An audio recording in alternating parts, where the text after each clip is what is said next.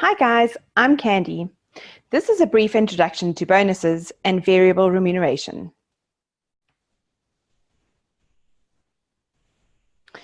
In designing variable remuneration, the most critical thing is to ensure that the incentive strategies fits the organization's overall strategy.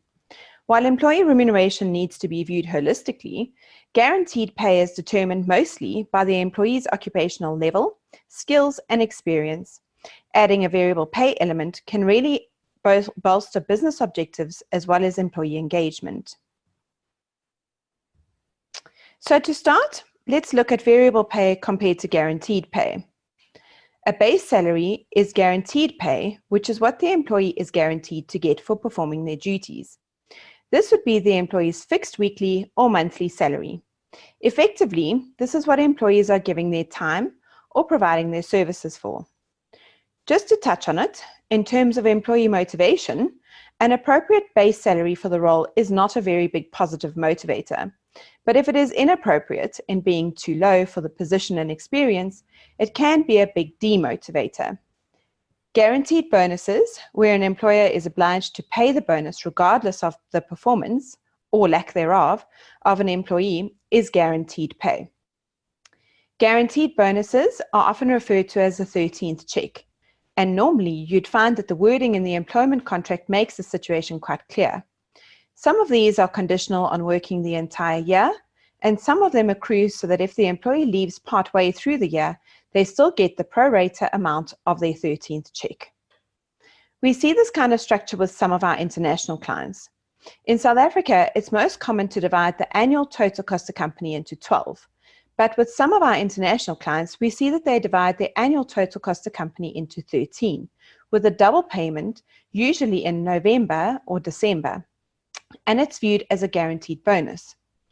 Obviously, a lower monthly income than expected doesn't lead to a happy time the day after the first payroll run, and it's easy for a misunderstanding of this nature to creep in due to cultural assumption.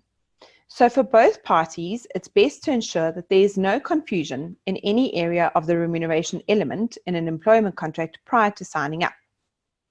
Still under guaranteed pay and onto benefits, they are best explained through a few examples. A common example of a benefit would be a medical aid, group life or insurance cover, and then you would get context-specific benefits. For example, in the retail industry, an employee may get a certain discount on stock, or in the travel industry, employees might get discounts on flights. So now onto the really fun stuff. Variable pay is what we're focusing on this webinar. It's more fun to talk about because there's so many pieces that can be used to really get good results for both the employer and the employee. It can be a much better extrinsic motivator than guaranteed pay, and should be contingent on discretion and performance or the achievement of specific results. There are two categories of variable pay, being short-term and long-term incentives. Short-term incentives usually relate to a goal achievement over a one-year period or less. Common examples of this would be monthly or quarterly commission or a performance-based annual bonus. In most situations, short-term incentives are best, and they really should not be underestimated in terms of the effect that they can have. Long-term incentives usually relate to a period longer than a year. Normally, they're used as a retention mechanism as well as a long-term performance mechanism. So in practice, some of these schemes are commonly over 3, 5, or even 7 years. Examples of this would be conditional cash or conditional retention, or performance shares, or even shadow options share schemes. Variable pay is significant in sales type roles. The quote on screen is about selling sausages.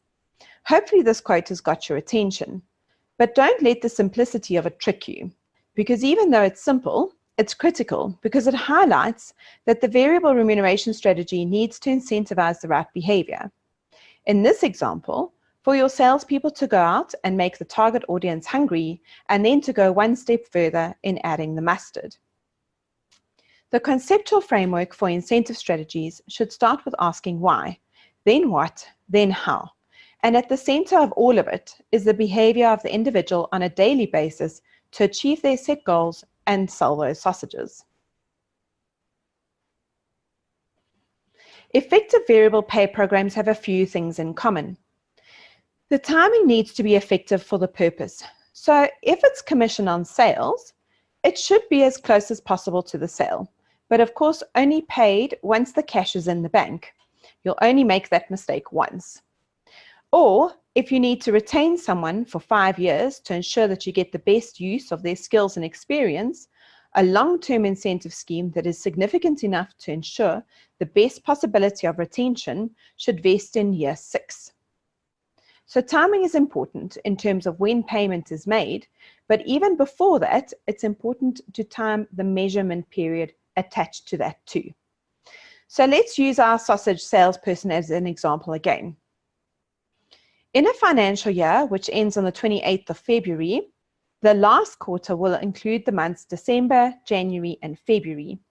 These are typically very slow months for most industries, with the exception of retail, with the peak in December.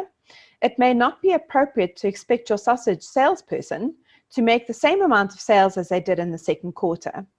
Or if they have decided that for the quarter that they will move their mobile store from the thrill of the streets of Jersey to the sunny Durban beachfront, they'll have a bumper quarter. And then setting the target for the next financial year might be erroneously too high, if not viewed as a holistic picture. So there needs to be multiple levels so that there's always something to strive towards. Think of variable remuneration as the pioneer in the gamification of the workplace. People simply love to level up. They need to be fair across the department or the organization. It's understandable that different roles might have different skill sets and different retention rates or scarcity. So I'm not saying that everyone should be the same, because there are grounds for differentiation, but just ensure that your differentiation is fair. Simplicity is key. Employees need to be able to understand their variable pay to be motivated by it. The more complex a variable incentive scheme, the more likely that there will be ambiguity or confusion. This inevitably leads to disillusionment and disappointment for both parties. So keep the language understandable and back up variable pay policies with some examples, especially if there's different scenarios that can be provided to employees at the beginning of the period that they will be measured on. Reward has to be meaningful, and it has to be worth the effort. If an employer is going to great lengths to put a variable remuneration scheme in place, and it's going to have a positive effect on profit if the employer achieves their goals, then pay the people. On that note, plan for the bluebird, but we'll talk about that a little bit later on. Progress should be tracked or measured on a frequent basis. This is harder to do purely on qualitative measures and takes longer in terms of the admin for assessments. But there's some really nice software that can easily track quantitative measures in sales type environments, which is great because you actually want your employees to be logging into that dashboard and looking at how well they're doing compared to their target. It also takes away the surprise when payday comes. Variable pay should reinforce the desired behavior. I've already put emphasis on this, but I really can't stress it enough. And lastly, it should be attainable. When I say attainable, I don't mean like on the Oprah show, where you get a bonus and you get a bonus and you know how it goes. I mean attainable in that the lowest level is possible with some effort, but there are levels so that the lower levels of targets have the lower level of reward, and the stretch targets need to have the highest level of reward, so that again, you're incentivizing the right behavior. So now that we have covered the essential elements for effective and variable pay, let's move on to our why question.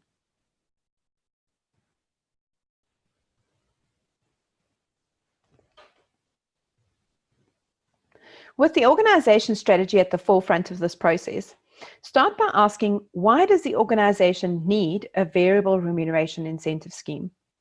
Would it be to attract candidates working for competitors or graduates? Or is it even more complex, where you need to attract people from other industries? Is there a need to focus on retaining good performers in a highly competitive market, or is it more for the financial factors like profitability?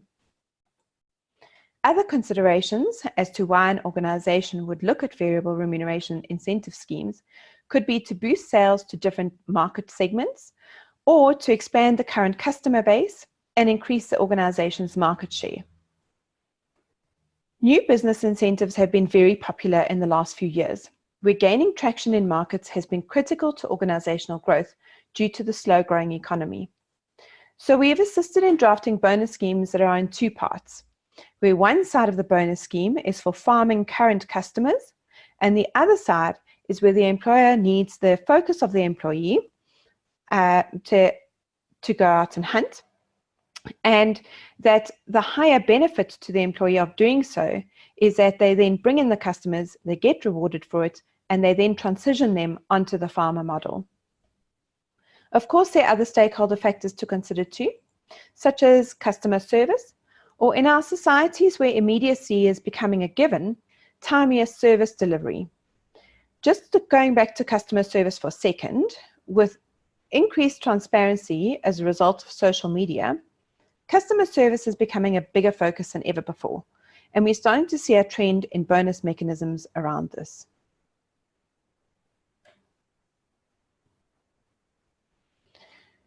Once you know why you need a variable remuneration incentive scheme, you can move on to look at what that looks like. So start this phase by identifying what the organization wants to achieve by having an incentive structure in place. Then break it into smaller subsections so that you can deal with the business unit, then the department, and then the individual. It's tempting to start with the individuals and work upwards, but if you do that, it's much easier to end up in an unintended direction. So if you're going to do that, rather go from the top down if you possibly can. At the forefront of this question is what behavior or performance is needed in your specific organizational environment and how it can sustainably benefit the organization's strategy. This is one area where it's important to be specific and not just to consider what good performance looks like, but also what behaviors are key to success. Many people find it easier to set the quantitative requirements, and there's a perception that there's safety in numbers, pardon the pun, because either they are there or they simply aren't. But getting the qualitative elements correct is really important because that's the framework that the quantitative measurement will fit into. It's important to consider the negative. What behavior would be harmful or inappropriate? I'm not talking general behavior as an employee. What I mean is, what behavior would have a negative impact? So if you want your salespeople to collaborate, as they stand a better chance of success if they work in a team in securing new business, then define what that looks like. And keep in mind that individualistic behavior in that particular context may have a negative consequence to organizational goals. So don't accidentally incentivize the wrong behavior.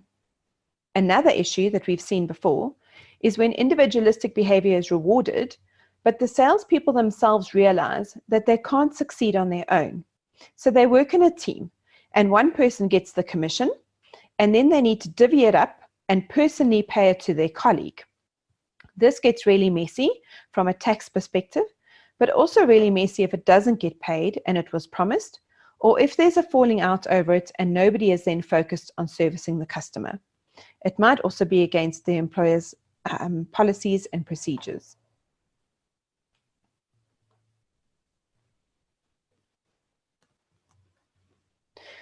So how will it work and what mechanism would be best suited in the next step? The variable remuneration must fit with the intention for which they are designed, and keeping this in mind is important in considering how the mechanisms will work in practice. The bonus pool can be determined on departmental or company performance, or a mixture of both. For example, you could split it so that 30% of the bonus pool is based on company performance and 70% is based on individual performance. There are varying views on all of these approaches, but I always suggest that a bonus purely based on the company or departmental performance can be very negative for top performers.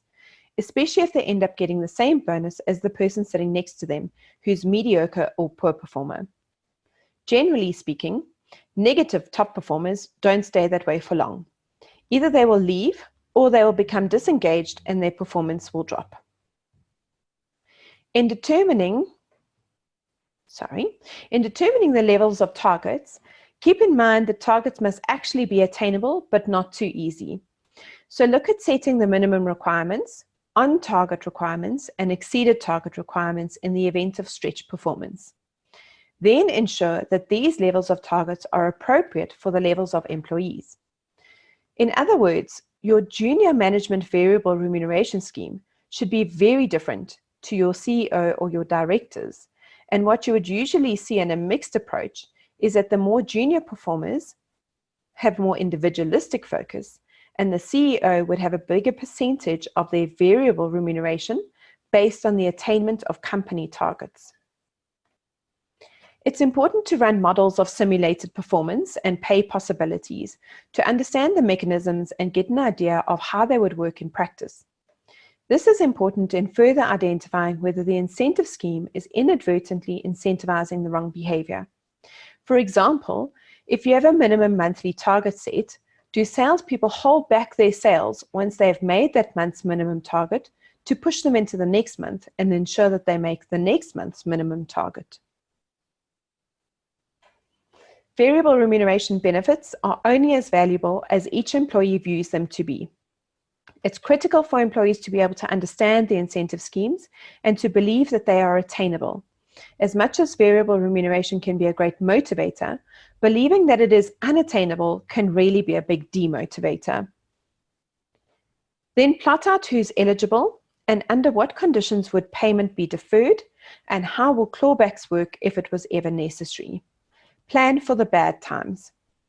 Consider how to ensure consistency and how anomalies will be dealt with and tracked.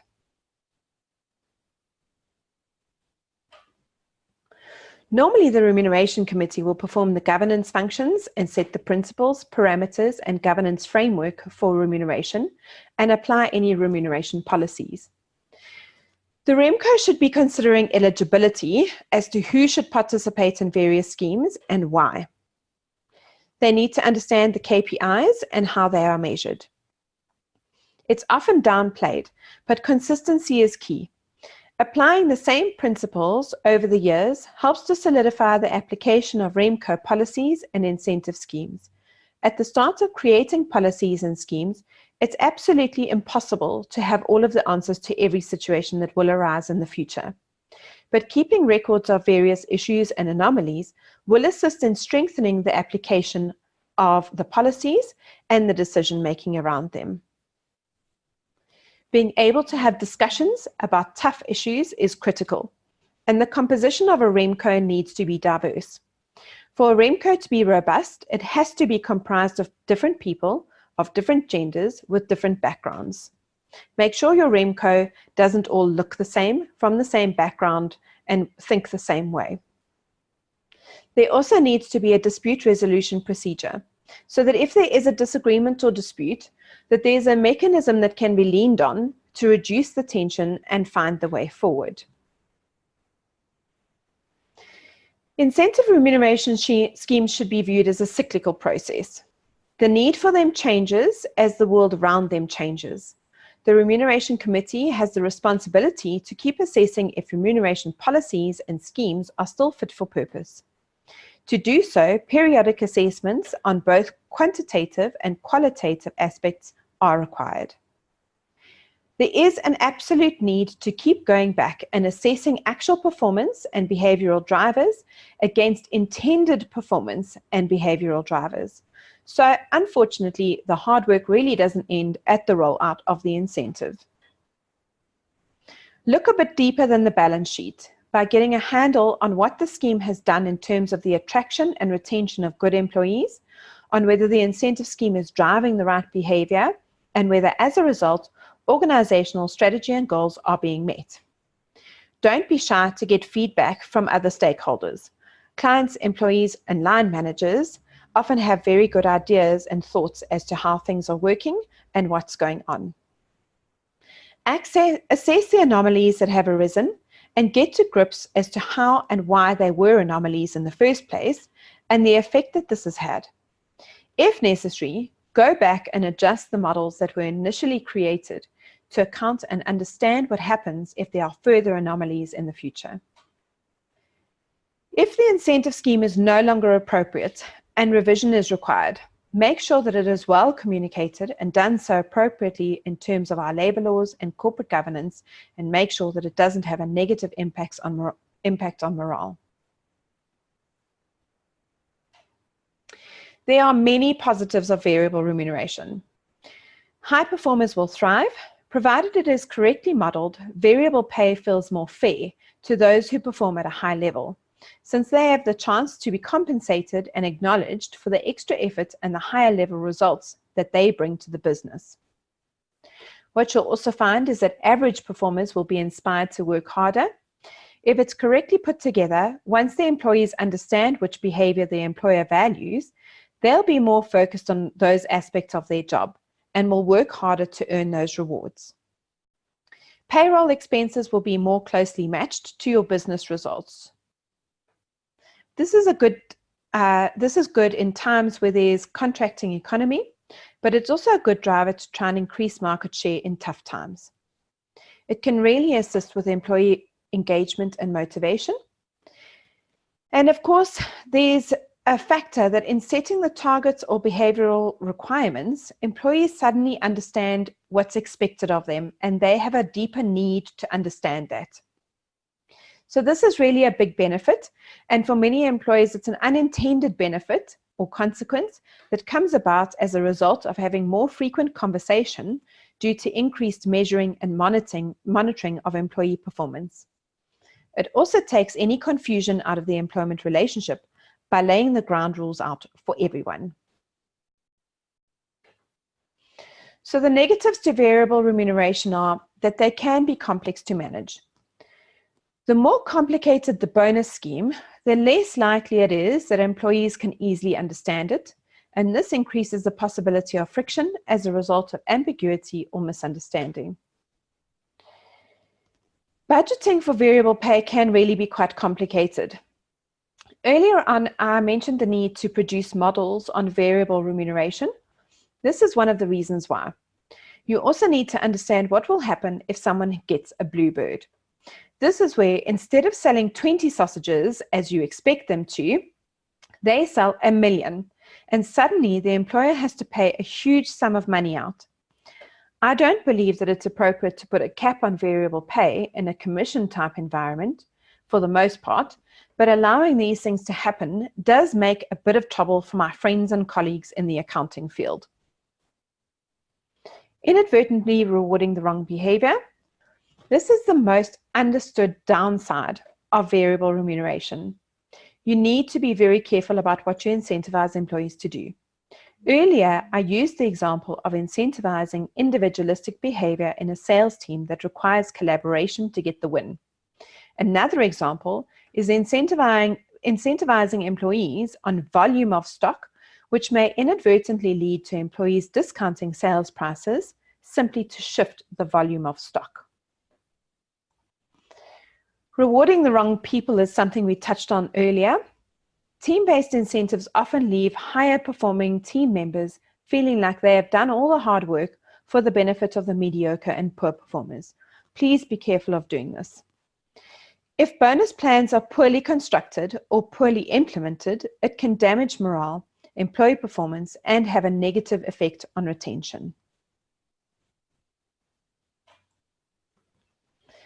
In closing, never forget that at the heart of variable remuneration and all of the intricacies that go with it is people. It's simply the me and the you.